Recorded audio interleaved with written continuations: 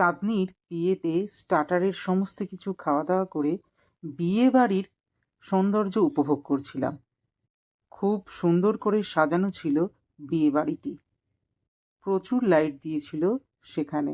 দেখে মনে হচ্ছিল কোনো পুজো বাড়ি হয়তো, বা পুজোর মণ্ডপে আমি উপস্থিত হয়েছি। চোখে পড়ল খাওয়া দাওয়ার প্যান্ডেলের সামনে পানের এই সুন্দর স্টলটি। কি সুন্দর লাগছে! তার সামনে একটা আবার গণেশ বসানো, এইখান থেকে আবার ধোঁয়া বেরোচ্ছে।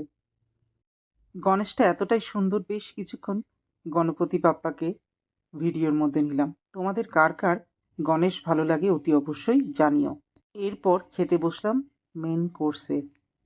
মেনু কার্ড দেওয়াই রয়েছে, দেখে নাও। আর সামনে রয়েছে লেবু, নুন, আর তারপরেই দিয়ে গেল জল, তার সাথে থার্মোকলের প্লেট ও কলা পাতা। তার উপর দিল ফিশ ফ্রাই। আহা, ফিশ ফ্রাইটা তো দারুণ ছিল। আর স্যালাড, সস।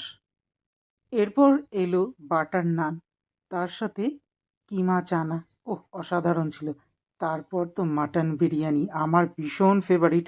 কার কার এই মাটন বিরিয়ানি ফেভারিট অতি অবশ্যই আমাকে কমেন্ট করে জানিও কিন্তু। মাটন বিরিয়ানির সাথে ছিল মাটন চাপ। অসাধারণ খেতে হয়েছিল। আর হবেই না কেন, চন্দ্র ক্যাটারারের কাজ যে। আমি যে বিয়েবাড়িতে চন্দ্র ক্যাটারারের খাবার খেয়েছি, অসাধারণ লেগেছে, ভালো লেগেছে। এরপর পাতে পড়ল আনারসের চাটনি। চাটনি যখন পাতে পড়েছে, তার সাথে চলে এলো পাঁপড়। এরপর খেলাম শান্তিভোগ, তার সাথে হট সন্দেশ, যার ভিডিওটা আমি করতে পারিনি। এরপর স্টল থেকে একটা পান নিয়ে পান খেতে খেতে আবারও বিয়েবাড়িতে ঢুকলাম। কেন জানো? এখানে আইসক্রিম খাওয়া হয়নি। আবারও একটা স্টল থেকে আইসক্রিম খেয়ে বাড়ি চলে এলাম।